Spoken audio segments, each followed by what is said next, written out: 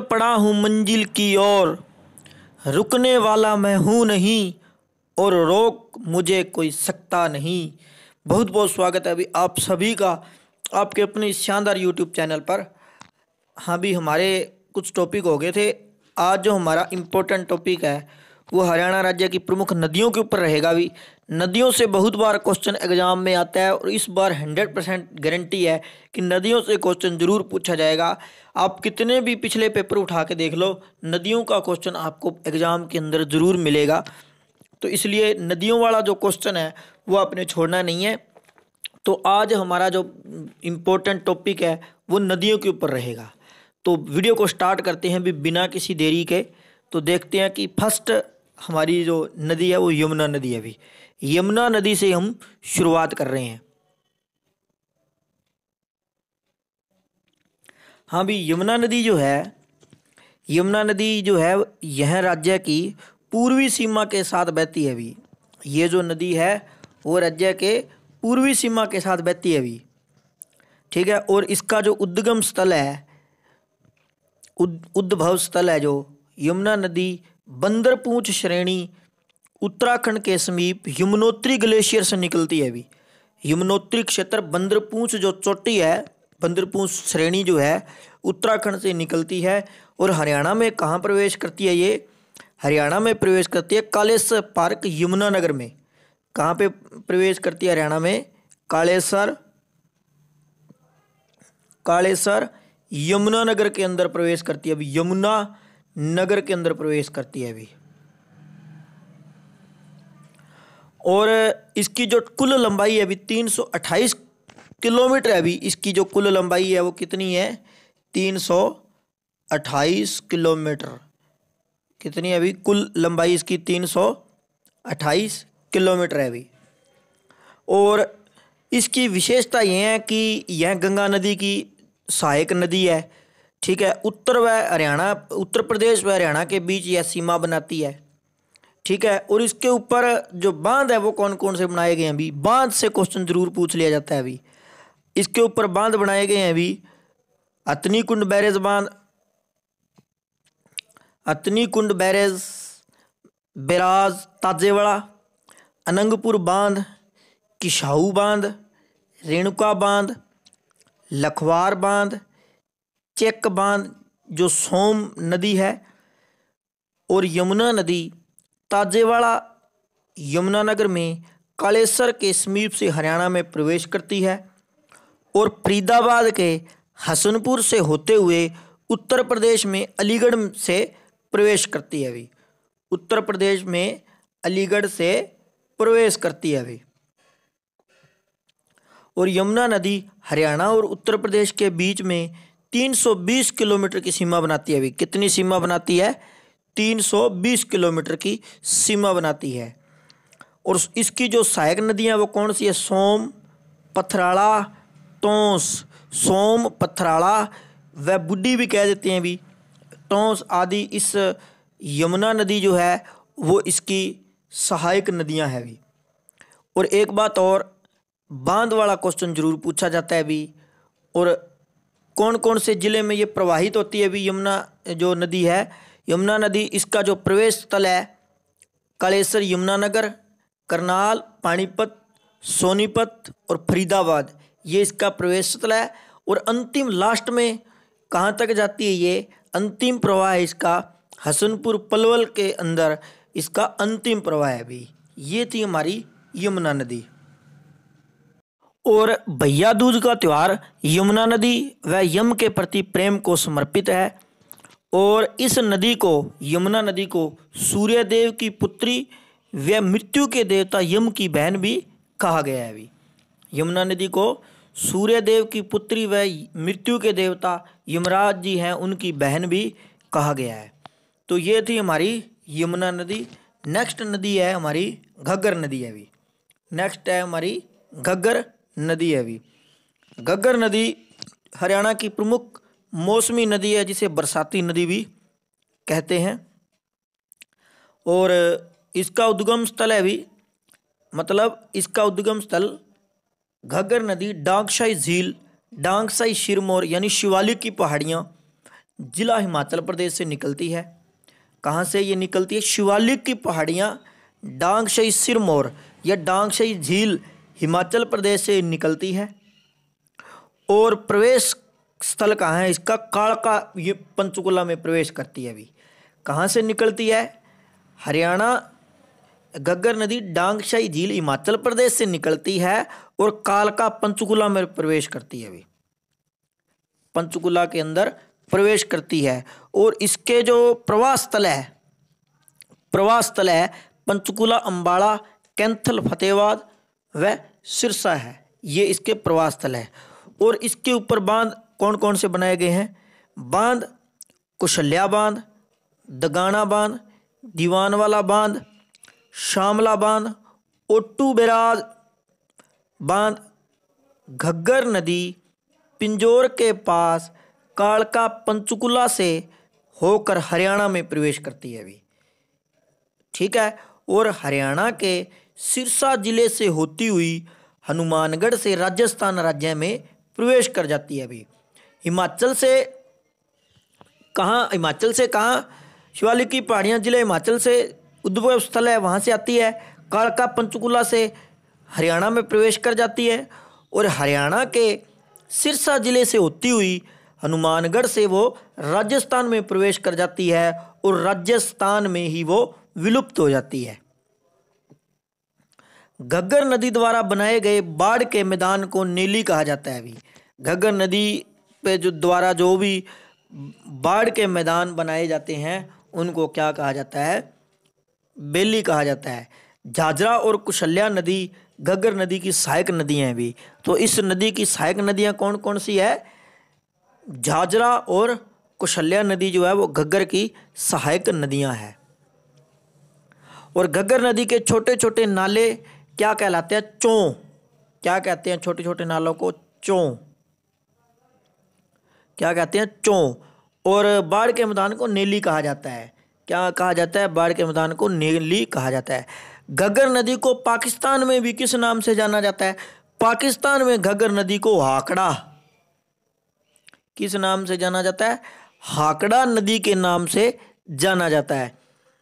और राज्य सरकार ने इस नदी को पूर्णतः प्रदूषण से मुक्त करने का लक्ष्य भी रख रखा है। घग्गर नदी मोरनी क्षेत्र व टिप्रा श्रेणियों को अलग करती है। अभी जो घग्गर नदी है वो मोरनी क्षेत्र जो है और टिप्रा श्रेणी है उनको अलग करती है। अभी घग्गर को पाकिस्तान में हाकड़ा नदी के नाम से जाना जाता है। तो ये थी हमारी घग्गर नदी। और नेक्स्ट जो हमारी नदी है वो है मारकंडा नदी। भी मारकंडा नदी, और इसका पुराना नाम है भी अरुणा नदी। नाम याद रख लेना, कई बार पूछ लिया जाता है भी मारकंडा नदी का पुराना नाम क्या है? तो इसका पुराना नाम है अरुणा नदी। अरुणा नदी जो है वो इसका पुराना नाम है। मारकंडा नदी यमुना नदी की एक सहायक नदी है। भी जो मारकंडा नदी है वो यमुना नदी की क्या है? एक सहायक नदी है। भी यमुना नदी की एक सहायक नदी है। अब इसका उद्भव स्थल कहाँ है? अभी उद्भव स्थल देखते हैं। मारकंडा नदी हिमाचल प्रदेश के नान जिले के सिरमौर क्षेत्र के पास से शिवालिक की पहाड़ियों से निकलती है। अभी कहाँ से निकलती है? शिवालिक की पहाड़ियाँ जहाँ पे जो हिमाचल प्रदेश है वहाँ से निकलती है। और कहाँ से? नान जिला का एक क्षेत्र है सिरमौर, उसके पास से निकलती है। और प्रवेश कहाँ करती है? काला अम्ब नामक स्थान पर जो अंबाला में है वहाँ पे हरियाणा में ये प्रवेश कर जाती है। अभी शिवालिक की पहाड़ियों से निकलती है। शिवालिक की पहाड़ियाँ नान के पास सिरमौर क्षेत्र है वहाँ से निकलती है और काला अम्ब नामक स्थान पर अंबाला के अंदर ये प्रवेश कर जाती है। अभी और इसके ऊपर बांध कौन कौन से हैं? भी बांध हरियाणा में इस नदी पर कोई बांध नहीं है। इस नदी से सैनिसा झील बनाई हुई है। अभी जहाँ पर जाकर यह नदी जो है वो विलुप्त हो जाती है। अभी ठीक है। तो मारकंडा नदी का प्राचीन नाम क्या है? अरुणा नदी था। इस नदी का अधिकतर जल सैनिसा झील में जाता है। अभी सैनिसा झील बनी हुई है इस नदी पे, तो उस नदी में जाता है पानी।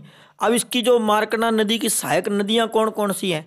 मार्कंडा नदी की जो सहायक नदियां टांगड़ी, ठीक है, रण, बेगना, नकटी आदि नदियां मार्कंडा की सहायक नदियां हैं।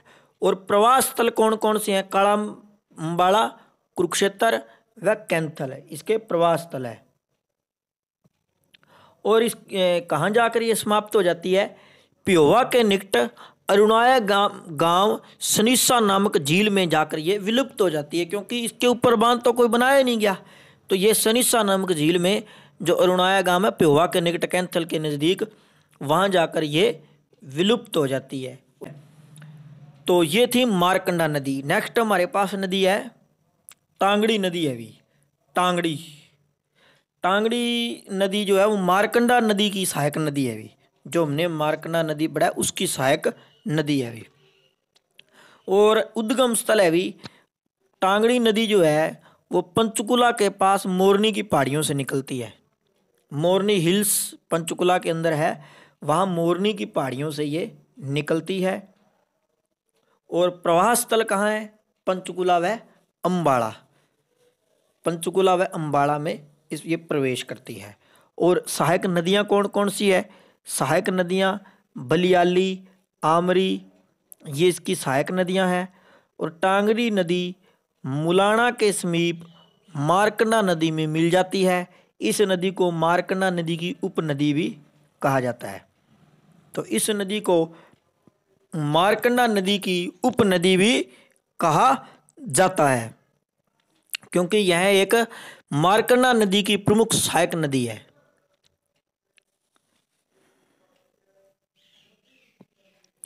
तो ये समाप्त कहाँ पे होती है? मुलाना अम्बाड़ा में मार्कंडा नदी में ये समाप्त हो जाती है।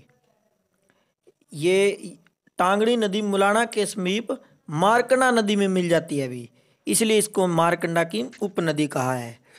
और अन्य नदियाँ कौन सी है अभी? सोम, बोली व राक्षी नदी, ये यमुनानगर के अंदर है। और चेतांग नदी भी, चेतांग नदी का एक नाम जो है वो चेतांग नदी है।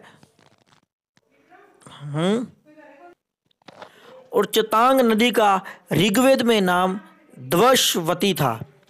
चेतांग नदी जो है, चेतांग नदी के बारे में भी थोड़ा, इसमें टांगड़ी नदी के बारे में आपको बता देता हूँ, इसी के अंदर थोड़ा है। चेतांग नदी जो है वो शिवालिक की पहाड़ियों से निकलती है और घग्गर की प्रमुख सहायक नदी हुआ। पहले घग्गर की जो है ये प्रमुख सहायक नदी हुआ करती थी। सीसवाल एक सभ्यता है, प्राचीन समय में चेतांग नदी के किनारे ये स्थित हुआ करता था। और जो चेतांग नदी है उसका ऋग्वेद में नाम द्वशवती था। राज्य की जो मार्कंडा, टांगरी व मसलन नदी हैं उसमें 0.30 से 1.5 ग्राम प्रति टन सोना पाया जाता है। तो लोहगढ़ नामक स्थान यमुनानगर किस नदी के किनारे स्थित है? सोम नदी के किनारे स्थित है। तो ये चेतांग नदी भी अब पहले थी, घग्गर की सहायक हुआ करती थी। ठीक है, तो थोड़ा सा ये मैंने बता दिया है। ठीक। सरस्वती नदी, सरस्वती नदी के बारे में ऐसा कहा जाता है कि यह यमुनानगर जिले से होकर बहती ही थी। यह एक सदानीरा नदी थी जो अब बरसाती बन चुकी है। यह पहले यमुनानगर जिले से होकर बहती थी। यह एक सदानीरा नदी थी जो अब क्या है, बरसाती बन चुकी है अभी। अब सरस्वती नदी का उद्गम स्थल देखो भी कहाँ है। सरस्वती नदी सिरमौर हिमाचल प्रदेश से निकलती है अभी।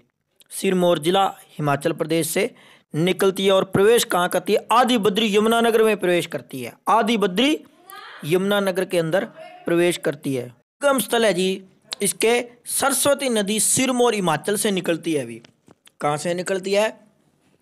सिरमौर हिमाचल से निकलती है। और इसकी सहायक नदियाँ हैं अभी मार्कंडा, टांगड़ी और चोटांग।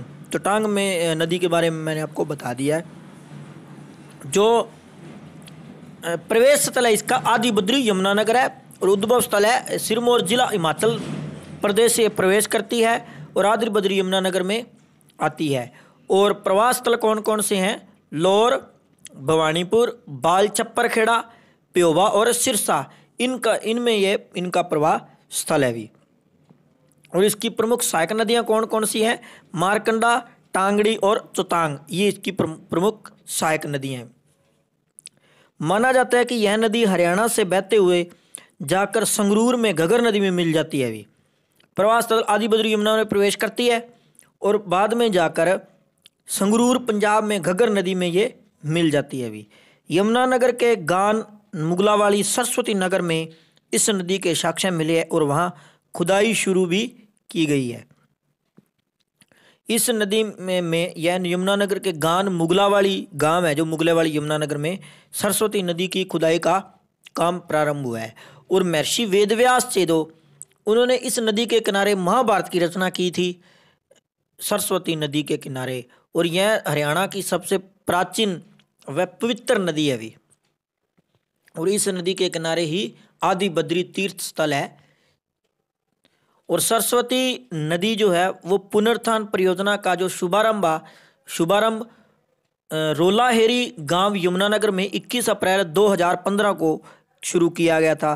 कब? 21 अप्रैल 2015 को रोलाहेरी गांव यमुनानगर में, और इसके विधानसभा अध्यक्ष श्री कंवरपाल ने किया था भी सरस्वती नदी पुनरुत्थान परियोजना का आरंभ। और सरस्वती विकास बोर्ड का अध्यक्ष कौन होता है भी? सीएम होता है भी। कौन होता है? सीएम होता है भी प्यारे साथियों। सीएम सरस्वती बोर्ड का जो अध्यक्ष है। और सरस्वती नदी का जो अंतिम खुदाई स्थल का बेगू है भी, बेगू कहाँ पे है? सिरसा जिले के अंदर है। और यह सप्त सिंधु क्षेत्र की प्रमुख नदी है। महाभारत में वर्णित नरकातारी तीर्थ या अनरक तीर्थ जो है वो इस नदी के किनारे स्थित था।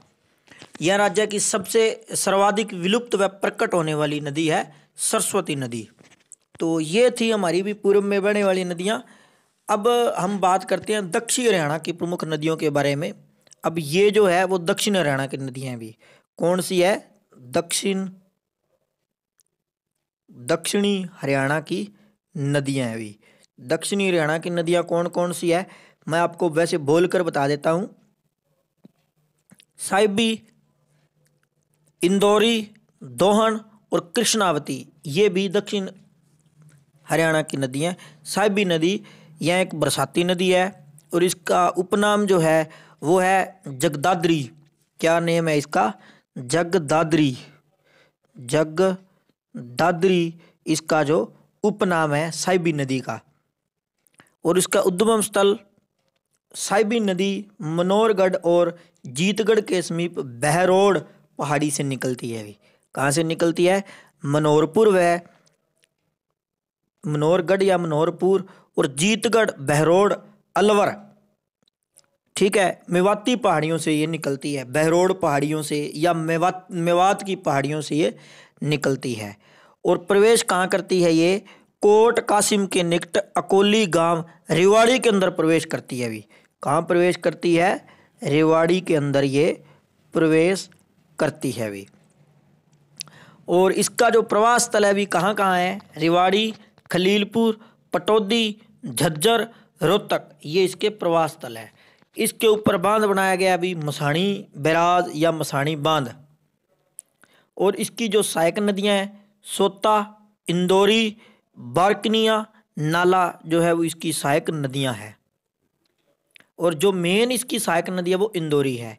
साहिबी नदी हरियाणा में कोट कासिम रेवाड़ी जिले में प्रवेश करती है और रेवाड़ी, गुरुग्राम जिलों से बहते हुए अंत में नफगढ़ झील में समाहित हो जाती है। अभी यहाँ पर जाके ये उसमें मिल जाती है। गुरुग्राम से होते हुए नफगढ़ झील में ये समाप्त हो जाती है अभी। और कुल प्रवास स्थल है इसका 198 किलोमीटर है अभी। नेक्स्ट इंदौरी नदी। इंदौरी नदी जो है मुख्य रूप से मेवात जिले में बहती है और बाद में साहिबी नदी में मिल जाती है। अभी बाद में ये कहाँ से मिल जाती है? साहिबी नदी। इंदौर गांव नू कस्बा के निकट इंदौरी किले के पास मेवात की पहाड़ियों से ये आती है। इंदौरी नदी मेवात की पहाड़ियों से निकलती है और नू, रेवाड़ी व पटौदी इसके प्रवास स्थल है, ठीक है। और दोन नदी भी, दोन नदी जो है, दोन नदी एक मौसमी नदी है जो बाद में साहिबी नदी के साथ मिल जाती है। भी ये भी साहिबी नदी के साथ मिल जाती है। अब उद्गम स्थल देख लो भी इसके। उद्गम स्थल दोहिनी नदी राजस्थान के सीकर जिले के समीप नीमका थाना, राजस्थान के अंदर सीकर जिला है, उसके समीप नीमका थाना, उसके पास मंदोली गांव से निकलती है।